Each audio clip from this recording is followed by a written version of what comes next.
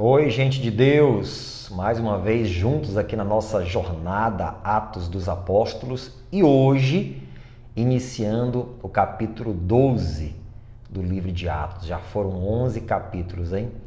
Você que está me assistindo aí, se você quiser acompanhar a jornada desde o começo, é claro que você vai ter um pouco de trabalho, mas lá desde o comecinho nós começamos no capítulo 1 do livro de Atos, versículo por versículo. Meditando nesse livro extraordinário que é tão atual e que traz mensagens tão edificantes para a nossa vida, nos mostrando, a fé, a determinação dos primeiros irmãos nossos lá na primeira infância da igreja, a formação da igreja do Senhor na terra. E hoje vamos iniciar o capítulo 12, versículos 1 até o versículo 4. Vamos prestar atenção no que o Espírito Santo tem para nos falar aqui, tá ok? Porque naquele mesmo tempo, o rei Herodes estendeu as mãos sobre alguns da igreja para os maltratar e matou à espada Tiago, irmão de João. E vendo que isso agradara aos judeus, continuou mandando prender também a Pedro. E eram os dias dos asmos. E havendo-o prendido, o encerrou na prisão, entregando-o a 4 quaternos de soldados, para que o guardassem, querendo apresentá-lo ao povo depois da Páscoa. Vamos por parte, preste atenção aqui. O que a Bíblia diz que Herodes fez? Ele estendeu as mãos contra alguns da igreja para os maltratar. Veja só a estratégia de Herodes. Ele começou a maltratar, perseguir, prender alguns desconhecidos, para depois chegar nos cabeças, Tiago e Pedro, nos líderes da igreja. Mas primeiro ele começou por baixo ali, para ver como que seria a reação do povo.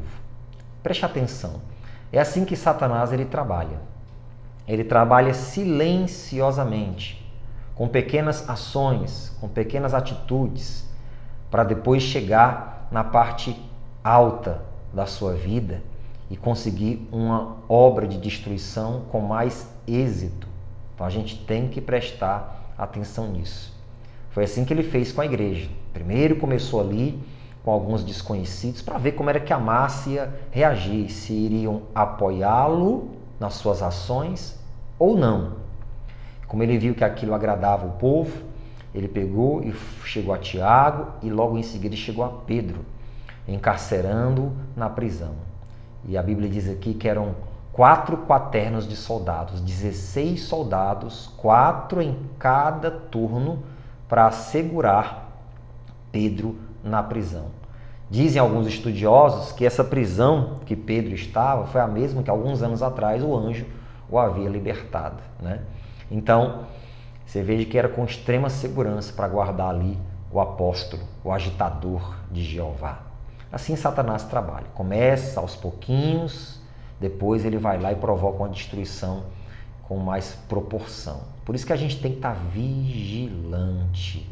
Jesus fala sobre a questão da gente vigiar, orai e vigiai, para que não entreis em tentação.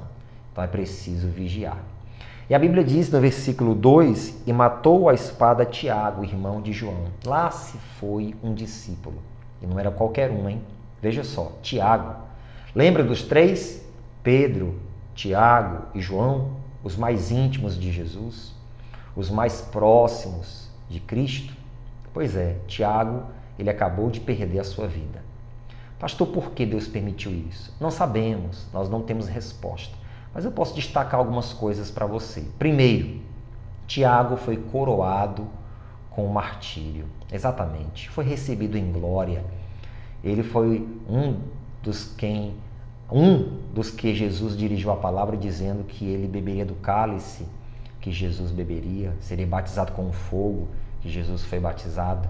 Então Tiago foi coroado com o martírio, foi recebido em glória, um assento preparado para ele nas regiões celestiais. Isso no mundo espiritual, no contexto espiritual. No contexto natural, fica uma mensagem de Deus para os apóstolos. Jerusalém não é seguro para vocês. Se espalhem pelo mundo, pelas nações e vão levar a minha palavra. Então fica ali um sinal de Deus para os apóstolos, que eles precisavam se espalhar pelas nações. Jerusalém não era seguro para eles, cumprindo-se a ordenança de Jesus: ide por todo mundo, pregai o evangelho a toda criatura. Então eles tinham que se espalhar pelas nações. Às vezes é necessário Deus dar um choque de realidade na gente para poder nos despertar. Sabia disso? Às vezes você ora, fala com Deus tantas coisas, mas não age, não tem atitude.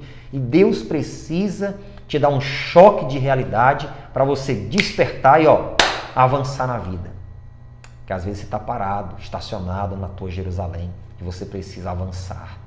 E Deus fez isso com eles através da morte, ao nosso ver, precoce, de Tiago. Mas Deus tem os seus planos. E aí diz, versículo 3, e vendo que isso agradara aos judeus, continuou mandando prender também a Pedro. E eram os dias dos asmos.